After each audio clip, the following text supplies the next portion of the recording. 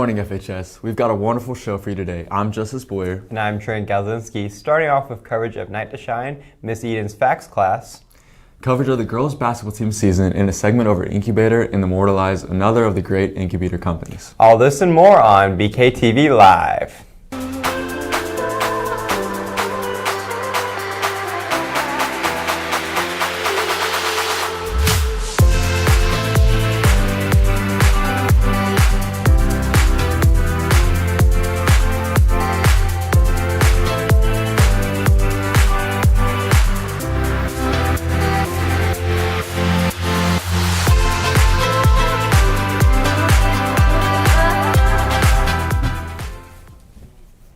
The Farmington School District has partnered with the New Heights Church to create a prom-type event for people that are qualified for special education named Night to Shine. Richard Skinner takes us inside the Civic Center to see how the time and effort goes into making this event possible.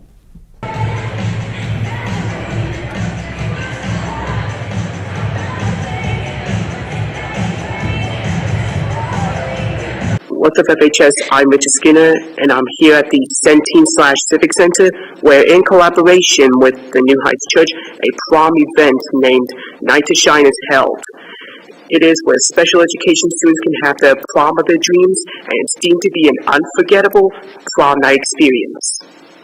About 4 years ago, I was asked to send some of our high school students to the Night to Shine prom held in DeSoto, and so after that, the pastor of that church said, you know what, you guys are big enough here, you should try to do that here. And so that's kind of how how that happened. So we decided to bring that to Farmington. So students are welcome to come in. We offer DJ Edwards comes and does a magic show for the students. They also get to get their hair, their nails, their makeup done, their shoes shined.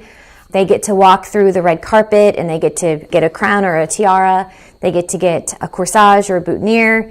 They get to, again, walk down that red carpet, get their name announced. They get professional photography. They get a catered meal. They get to dance. They get to ride in a limo. We've got a swag bag station where they can pick out some goodies. And then we've got a sensory table and just, several activities to choose from that night.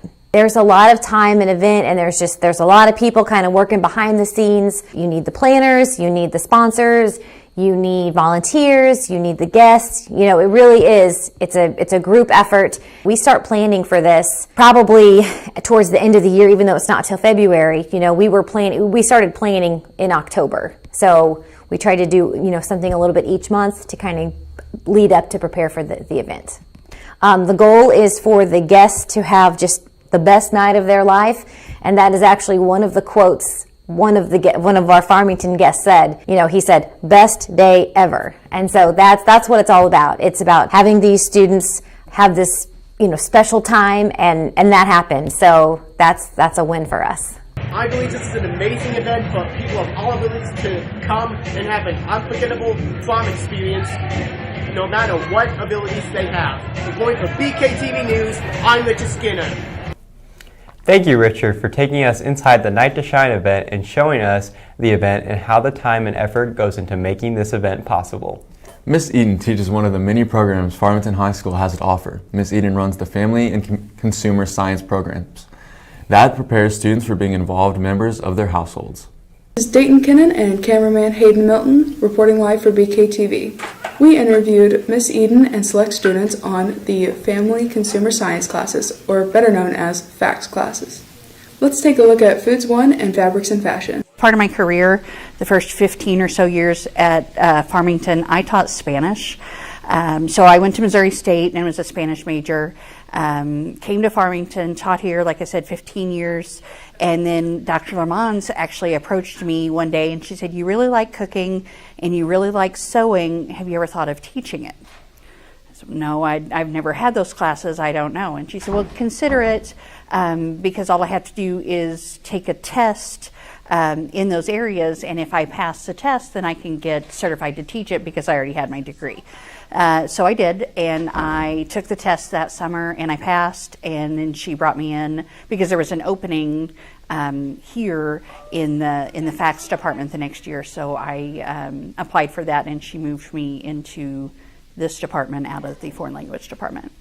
Foods One is open to anyone that wants to learn more about cooking, but it's not just a cooking class. We talk about nutrition and healthy diets, healthy eating.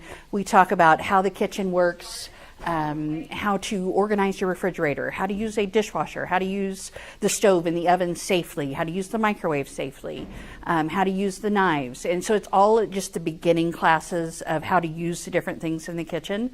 And then we make a few small dishes, learning to read a recipe, learning to measure, things like that. So we make a couple dishes throughout the semester. And then Fabric and Fashion, it's a sewing class. So Fabric and Fashion 1, you get the basics of how to use a hand sewing needle, the basics of fabric, how fashion works, those sort of things. And then how to use a sewing machine, because most of the students have never used a sewing machine. They don't even have one at home.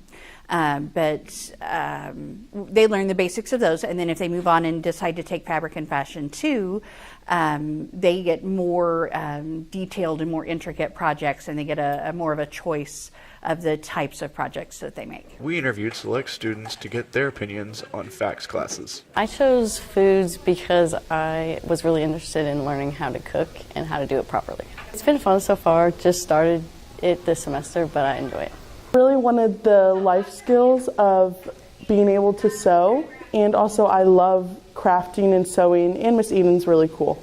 It doesn't even feel like a class most of the time, because you just get to craft and sew. Just like the hands-on aspect of it, you just get to craft and make things. Yes, I love Miss Eden so much. She's just such a wonderful lady. If you think FACS is for you, put it on your schedule request or reach out to your counselor. We're sure you'll enjoy it. Moving into our real-world news segment called Stuff That Matters. Our first story is out of Mexico, where earlier this week, 2 Americans were found dead and 2 more were kidnapped. The 2 who were kidnapped were later found. This incident further highlights the safety concerns in Mexico, where cartels and gangs are running the streets more than the local authorities. The State Department has issued travel advisories for several states in Mexico, saying, "Do not travel." At the February Board of Education meeting, the board approved a resolution to oppose so-called open enrollment. The Missouri State Legislature is moving towards approving open enrollment in the state, which would allow certain students in the state to choose any school district to attend. This bill would take the funding given to districts and send it elsewhere. This would effectively defund the already impoverished school districts. Next, Ben Savage, the star of Boy Meets World, has announced his intent to run for Congress in Representative Adam Schiff's seat. The actor, who is a resident of Southern California, he says that it's time to restore faith in government by offering reasonable, innovative, and compassionate solutions to our country's most pressing issues. The representative hopeful takes on several others for the Southern California Congressional District. In the past legislative session, Missouri lawmakers passed a bill called the Second Amendment Preservation Act, which, among other things, evaluated any federal law the state deemed to violate the generous definition of the Second Amendment. This week, a federal judge struck down the law as unconstitutional, seeing as it violates the Supremacy Clause of the U.S. Constitution. Our final story concerns the $1.6 billion lawsuit filed by Dominion Voting Machines against Fox News. In a recent news filing, Dominion showed that while Fox News hosts such as Laura Ingraham, Tucker Carlson, and Sean Hannity were actively pushing the conspiracy theory of the stolen election, they were privately texting each other of their disdain for the former president and their knowledge of what they were saying was false. Let's transition back in our show as the girls' basketball season comes to an end.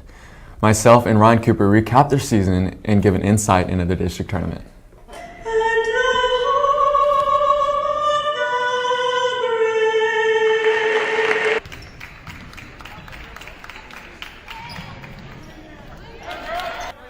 After coming off an impressive season, the 20-6 Farmington girls basketball team recaps their season and the future to come. I feel like this season has gone pretty well. We haven't lost very many games. We got second in the conference tournament, and we just recently got seeded first for districts. So I feel pretty confident since we are the number 1 seed, but we will probably end up playing Cape Notre Dame in the finals. They are really good. They have a couple 6-foot players, so we have to work around that. But I think it should be a good matchup, and we're hoping we win that game. I think that our whole team has a pretty strong connection, and we all just kind of bond really well. It meshes really well, so I think it's grown a lot since last year.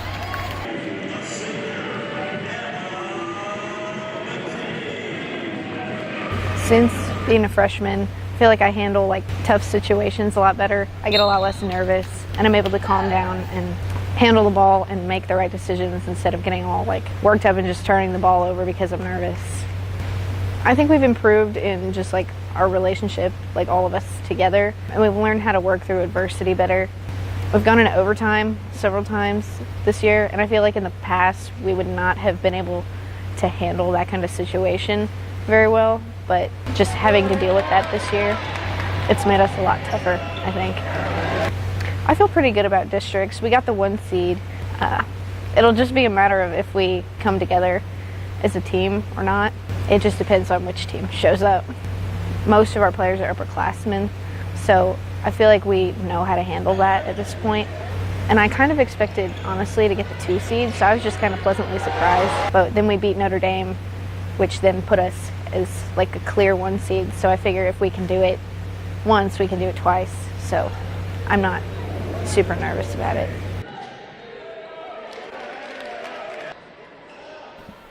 The girls cruised into the finals of their district tournament, winning their first game 80-31, their second game 59-41, but faced a tough matchup in the finals using a close battle against Cape Notre Dame. That'll be all for the girls basketball team. This will be Coop and JB reporting from BKTV News.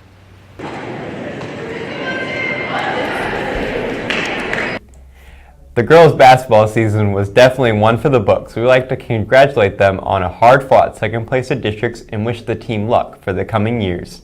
We now move to speak about our incubator program and another of its great businesses. I've heard it's a great program. What businesses are we focusing on today? We go to Trent Gosginski, Colin Roth, and Ian Bailey to get the scoop on Immortalize.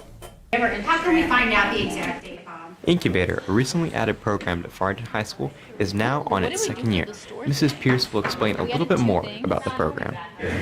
Incubator is a Shark Tank style program that we have implemented. This is the second year in a row that we have done it, and it's just, if you've ever seen an episode of Shark Tank, it's identical to that. It is real life businesses being created, though, at the high school level.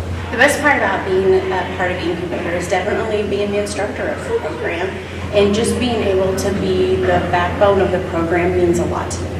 But the whole point is getting our students out into the community. The program in itself is a community involvement. So our board of directors, our mentors, our coaches are all from the community. And our students I very much want them to be out in the community and showing what they're working on and the progress that they're making, because all of that information and evaluations comes back, and then we can tweak anything that we need to. It is normal, stressful, and enjoyable. It's all those things. Do we have a good time? Yes. Is it stressful? Building a business can be stressful. Is it a normal classroom atmosphere? I would probably not say that. There are not just assessments, and we don't work for any type of textbook or virtual textbook. This is very real life. This is in the beginning, we get in our teams, we figure out what we're doing. We work through the curriculum, of course, but it is very much real life. We sit down and we're building businesses. So it's very hard to compare to any other class. Now, let's learn a little bit more about one of the businesses in Incubator, Immortalize. So our business is called Immortalize, and we are a website where you can create a biography page for a loved one who has passed away. Along with that, you would also receive a metal plaque with a QR code engraved in it that you can put on their gravestone, like a memorial wall. We are currently experimenting with more materials. We're trying to perfect our product, specifically our plaque. We want to test it out and make sure it's fit for our customers. So after completing the QR code plaque and figuring out what materials we want to use, we are going to start developing our actual biographical template. So that we may have to get a website developer or pay for a development program to get that done. So some challenges we've seen is a lot of legal challenges, like for example we have to patent our idea before it kind of goes out into the world. And with our plaque that we're making, we have to make sure we're using the right materials so that it doesn't degrade in the future. So far, I'd say the best thing is just getting to work with these two. Without creating this business, I don't think we ever would have gotten as close as we would have. But with going through this business endeavor together, we have become best friends, and Immortalized would not happen without these two. So they have been the best thing. Reporting for BKTV, this has been Trent Galzinski and Colin Roth.